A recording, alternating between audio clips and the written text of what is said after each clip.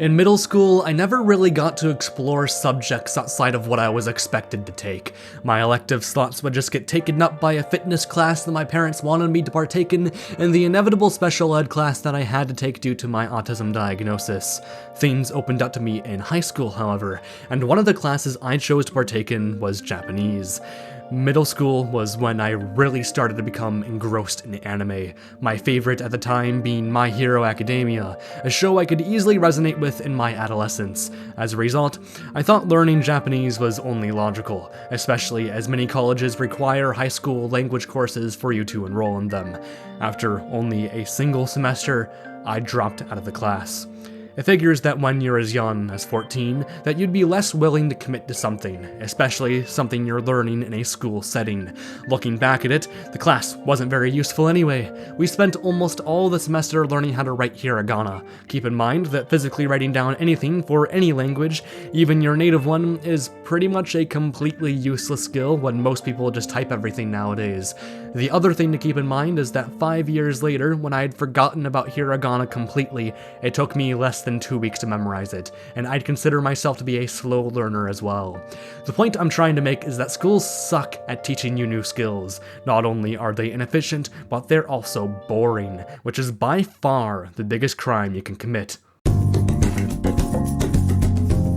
However, I think another thing that increased my lack of investment was that 14-year-old me simply hadn't watched enough anime yet. I created my MAL when I was 15, having about 20 days of anime logged. I'm 19 now, and it's safe to say that I've seen more than enough anime. The shift started when I was 16 and finally started watching seasonal anime. And by the time that happened, the process of logging shows as they air each week became too addicting for me to ever stop. Komi Can't Communicate was my introduction to seasonal anime, and to think that it's almost 3 years old at this point is really surprising. Time really did start moving faster for me with seasonal anime. Ever since that moment too, being able to see how anime has slowly changed and evolved has been breathtaking for me. I'd go back to watch old classics that I'd end up loving. I'd see masterpieces come and go as they air each week, and it's being able to see such creative and expressive works that has made me absolutely fall in love with this medium. Regardless, due to my failures in high school, the idea of learning Japanese never even crossed my mind, even on such an important day. I was at a restaurant with my dad, and he told me that in the next year, he'd take me to Japan with him. He knows just as much as the rest of my family that I have a very slight minor obsession with Japanese culture. Fun little story, I was watching The Angel Next Door Spoils Me Rotten. Yes, it was adapted from a light novel, how the fuck could you have guessed? And my dad walked in on me watching it. That must have been a very confusing experience for him. Meanwhile, I was too embarrassed to talk about how the show was actually good, because on the surface level, it really does just look like escapist filth made for versions. Which I am, but that's against the point! Well, that was a tangent. Anyways, he knows I want a My Hero figure, so that's probably the reason he brought it up. I was very excited hearing about this news, but I also didn't really know how to take it, since the idea just felt so unreal to me, to travel to a different country at all. I didn't even know what I'd want to do in Japan. Even now, all I really know is that I want to see the Pokemon Center and Nara Park because Nokotan has brain-rotted me. Sigma Skibbity Gyatrizz, there you go, you can press dislike now. Unchi Daisuki! On an unrelated note, I was scrolling through YouTube and I found a video from Trenton, or Trenton, about how he became fluent, making the argument that learning a language is actually easy. For me, the hardest part about learning a language was figuring out what I was even supposed to do. That's why this video was so inspiring to me, and as soon as I watched it, I started my journey. Watashi wa Aiden desu. Here's the journey of how I'm learning Japanese. Oh yeah, I guess I should add a disclaimer. I figured the title should have made it obvious that I've only been learning Japanese for a little over a month, but if that wasn't made clear, then now it is. I can't actually speak, read, or comprehend Japanese yet, so see this video is less of a guide and more as a diary entry that explains the steps I've taken personally so far. As a result, all advice given in this video is advice on where to start, as opposed to anything more technical. An explanation for why I'm making this video, regardless of my lack of experience, will be disclosed at the end of the video. That said, thanks for watching up to this point, and we'll get back to your regularly scheduled cringe. Of course, the first step with learning a language is also learning the alphabet. So here's the thing, Japanese has 3 of them. The ones that don't suck to learn are Hiragana and Katakana. Hiragana is used for most contexts, while Katakana is most commonly used for Gen Alpha brain rot and Japanifying foreign words like my name Aiden, for instance. They both consist of 5 pure vowel sounds and 1 pure consonant sound, with the rest of them starting with a consonant sound and ending with a vowel sound. There's more nuances, like how shi, chi, and su act as the only real outliers to this pattern. There's also dokuon, which you can apply to existing characters to change the sound. Combinations, which are used to create new sounds, like jojo and kyo. Long vowels, which extend a vowel sound for a mora, and small sounds, which extend a consonant sound for an extra mora. If this sounds confusing, then don't worry, it gets easier as you go on, and learning the more confusing aspects will come later. I'd honestly argue that learning hiragana is straight up easier than learning the English alphabet, since Japanese is phonetically consistent, unlike English where the letter A has 3 different pronunciations, all of which have different rules applied haphazardly that you just kind of had to memorize on their own. As for methods to learn hiragana, as long as you're not physically writing them out for 6 months straight, I think any method works.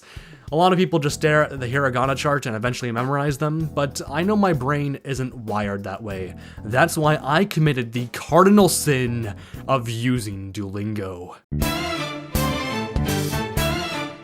Yes, I know of Duolingo's shortcomings. I know that the listening exercises are useless since they use text-to-speech in a language with pitch accent, and that translation exercises feel uncanny since if you have enough exposure to a language, you'll eventually stop thinking about the translation altogether since language isn't math.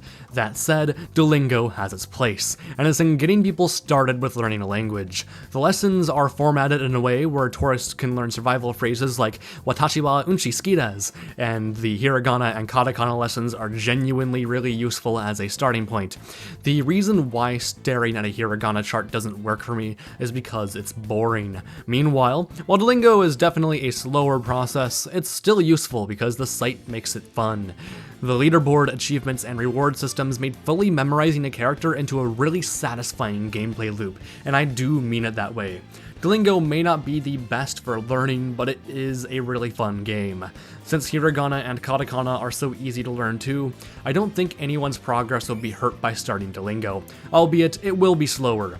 However, this comes with the caveat that as soon as you're done using it, you should absolutely drop it for Anki. Anki was hard for me to get into at first since I didn't really know how it worked, so I'll break it down for anyone who doesn't know. Firstly, you download it, then you find and download the Core 2K6K deck, which I'll put in the description along with the Anki app. And finally, you click import on Anki and your deck will come into existence.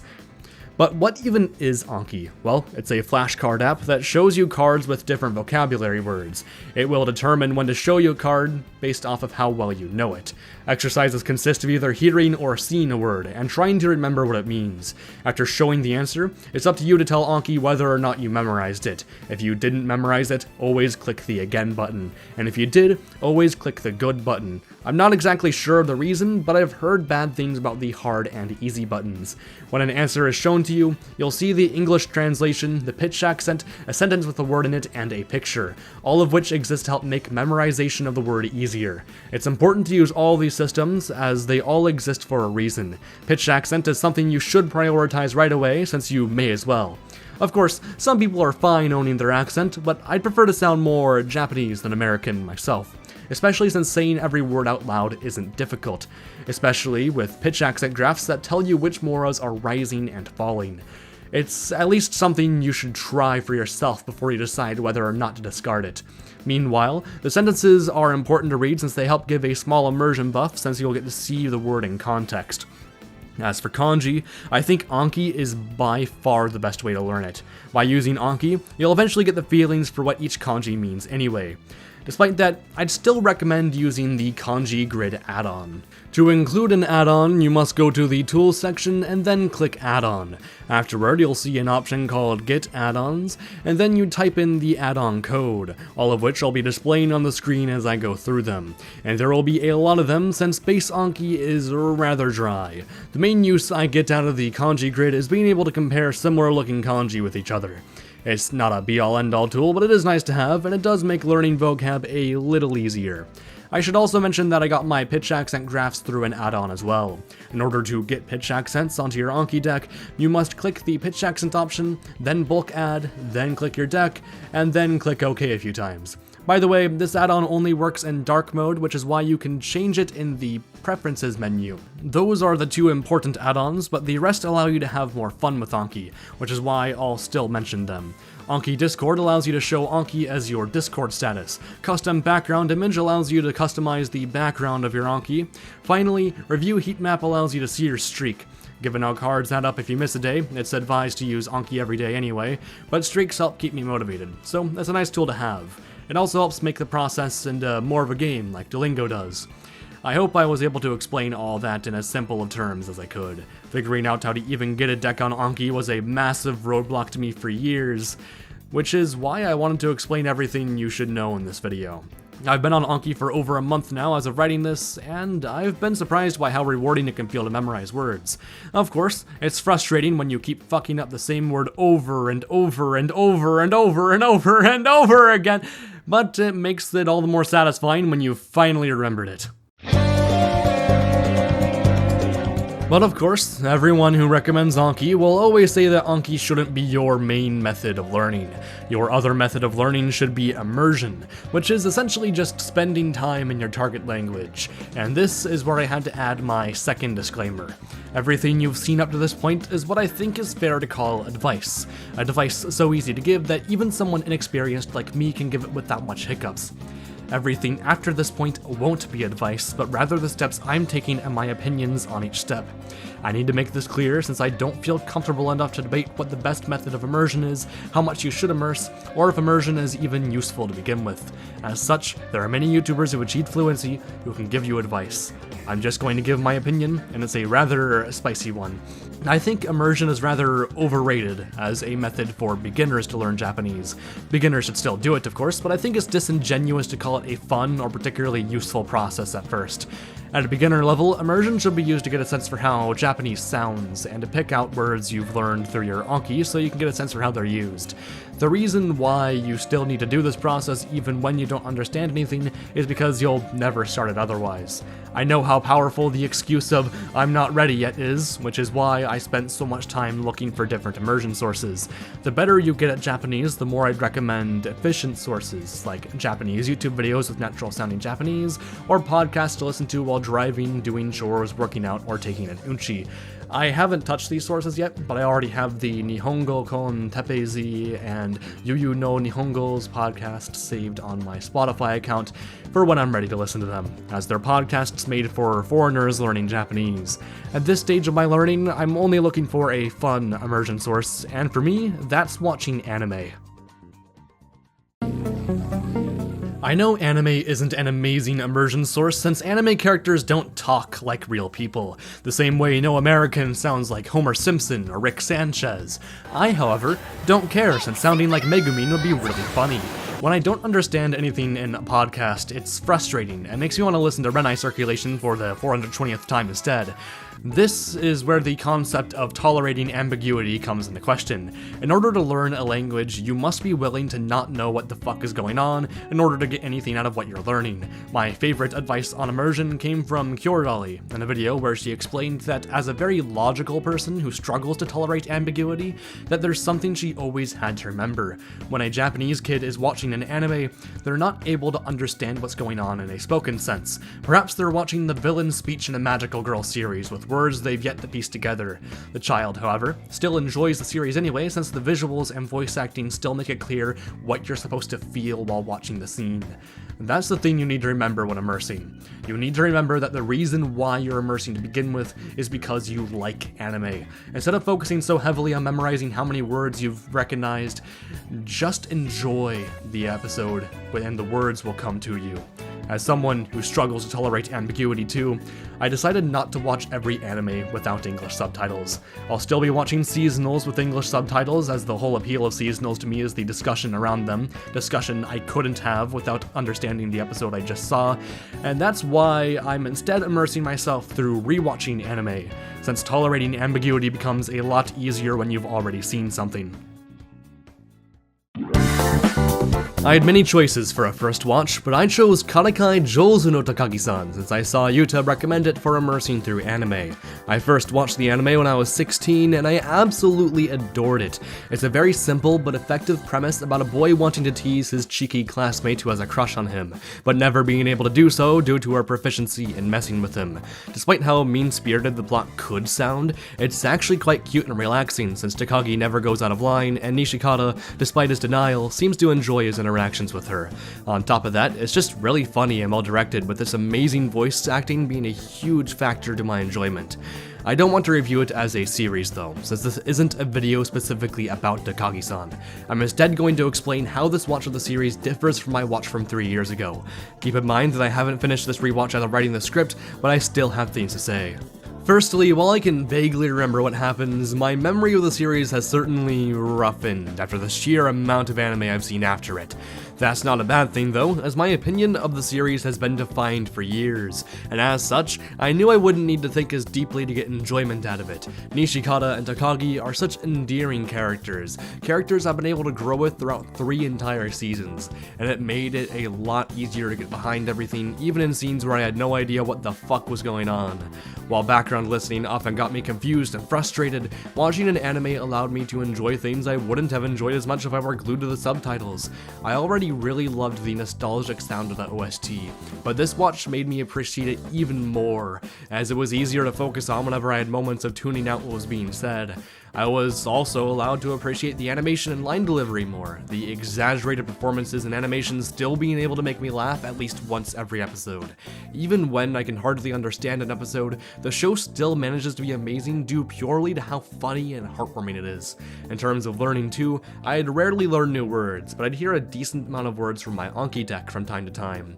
Being able to reinforce words was made easier to me by the amazing voice acting, which consistently makes every word very easy and simple to digest, excluding the times when Nishikata starts speedrunning speaking.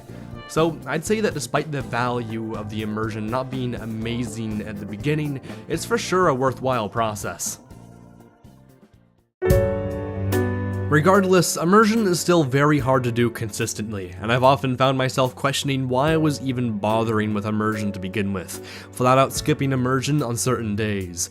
If only there was an app that focuses on the immersion process. Well, there is, and it's called Migaku. Migaku makes immersion simple by adding pitch accent patterns to every word, options to add furigana, and finally the comprehension bar, which shows you how much of an episode you understand. You can toggle each word as known or unknown while also getting to see their various definitions.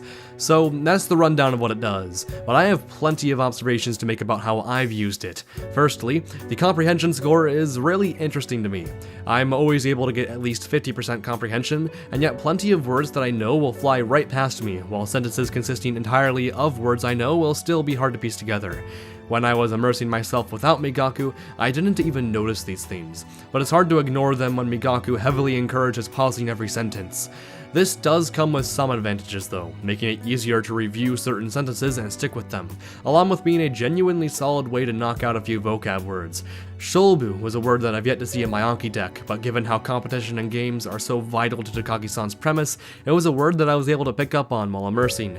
Granted, while this process has its strengths, it also has its downsides. Remember what I said about tolerating ambiguity? Well, Migaku doesn't reinforce that mindset at all. The reality is that Japanese is spoken really quickly, and in real life, there is no pause button or subtitles. While Migaku helps gamify immersion and make it more rewarding while also making it easier to see words you wouldn't have otherwise, it's a process that's just fundamentally different from just playing an episode and watching it without a single pause. That is why I'd recommend using both methods of immersion, since they scratch different itches, and that's what I eventually plan on doing. But immersion doesn't end with anime. To learn Japanese, I committed myself to becoming Japanese.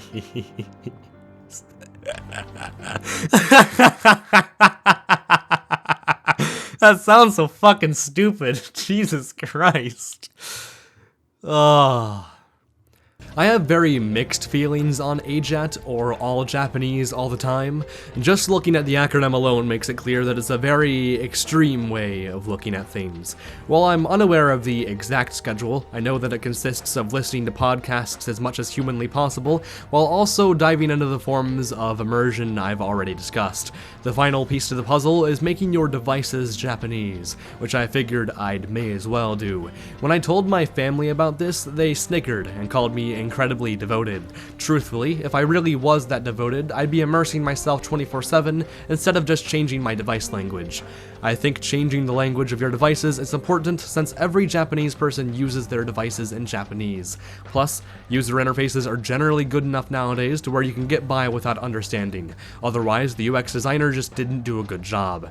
Generally, the only things you'd want to do in English are things that are English exclusive, such as texting, Discord, and watching English-speaking YouTubers. I'd say that you should also not feel ashamed whenever you had to switch back to English. I had to do so every so often, and it's a genuine pain in the ass, to the point where I'll just have something in English if it requires my device to restart to change it back. I'm looking at my PC and Switch here. I'm a fucking nerd though, so the only part of this that's really intrigued me are the Japanese versions of the video games I play. My time waster games are Super Smash Bros. Ultimate, Bloons Tower Defense 6, and Plants vs. Zombies Heroes. The former is Japanese, while the latter two are Western. BTD6 and PvZ Heroes use a lot of katakana compared to your standard user interfaces. It was a surprise to me to see that the Dart Monkey is still called the Dart Monkey in Japanese, just written in katakana. Katakana is often more difficult to learn than hiragana since it's used less often. So I think playing American video games in Japanese is a genuinely good way to practice katakana. It's fun to pick out an outlier to the katakana as well, like how the Bomb Shooter and Mortar Monkeys use kanji in their names. I think the most interesting game to talk about though is Super Smash Bros. Ultimate. Ultimate also uses a lot of katakana, and a surprising amount of names are the same as the English version. Hell, the announcer doesn't even change his pronunciation for any of them. Regardless, there are still some name changes that you can find out for yourself given how we're kind of straying away from the point of the video. I only really have one other thing to mention for Ultimate, and it's the fact that I think the font looks really cool in Japanese. In fact, the font for pretty much every game changed between versions for me. To use the life count and balloons for an example, the fonts are very clearly different, but that's enough nerding out. Is playing video games a useful method of immersion? Honestly, I'd say no, since if you play a game for long enough, then you really won't have anything you need to read about, and I'm too much of a pussy to play Persona 5 and CLANNAD in Japanese yet. This section was mostly just there because I think it's really interesting, and I'm keeping it in since this video is more of a diary entry than a definitive guide anyway. And I think that's something important to discuss. Obviously, this video should be critiqued like any other, but when doing so, I want to make it clear what my intentions in making it were. I've only been learning Japanese for a little over a month, so I'm nowhere even close to being fluent yet, nor do I want to pretend that what I'm doing is the definitive method. If you decide to learn, you'll almost certainly find your own methods of immersion with your own reasons for why you prefer them. You'll also have to decide where to learn grammar from, which is something I haven't decided on yet. Unless you're writing hiragana for 6 months straight, I don't care what method you use, as long as it's what works best for you. In that case, I wouldn't describe this video as a guide since I know how likely it'll be for me to change my opinions in the future. Instead, I think of this video as more of a diary entry, explaining the process of how I've come to the place I'm at now. Is that a good way of teaching someone? I really don't know. So is it a good way of motivating someone? I also don't know, since I haven't personally seen any other YouTubers take this approach. As for the rest of my Japanese journey, I'm unsure of how much of it I'll document. This is more of an anime and manga channel than it is a language channel, so I'd probably wait a year or so to revisit it when I actually have something new to say. I won't make community posts about it either since I don't want to live on the internet, although I do have one potential idea. When I finish an anime, I might make a video about the process of immersing myself through it, although I won't guarantee that such a series will happen. As a result, you're just gonna have to wait for whatever I make next. If you made it this far, I couldn't be more thankful. This video is a lot more low-key than what I typically make. I tend to go for a very ambitious style of writing since I want to tell an active story with what I make. I kind of tried to do that here, but I didn't want to take this subject matter all that seriously. As a result, this video was really easy to edit, and the script felt a lot more seamless than before. Typically, the script is what by far takes the longest, so it was refreshing to just write what's directly on my mind instead of deeply considering every aspect of the creation process when I'm writing. I set my expectations and standards for myself very high, so I hope that a video like this that lowers those expectations can still be to your taste. Thankfully, I know of quite a few people who will like this video no matter what, and those are the Patreon supporters that make videos like these possible. So let's give an astounding applause to my Phantom tier patrons Mystic Owl, Jesse, and Squizzy, and my Confidant tier patrons Regimania, Plasma, Eternum, and Ghoul. If you want amazing benefits such as a private Discord server, over 300 scrapped video ideas, 500 unlisted videos, early access to my videos, previews of upcoming videos, and my entire Google Drive, you can find it on Patreon. I also have a third tier that no one's bought yet, so perhaps you could be the first name there. While donations are the best way to keep the channel going, views, likes, and comments help a ton as well. No matter which of these people you happen to be, I thank you for watching the video, and I'll see you all next time.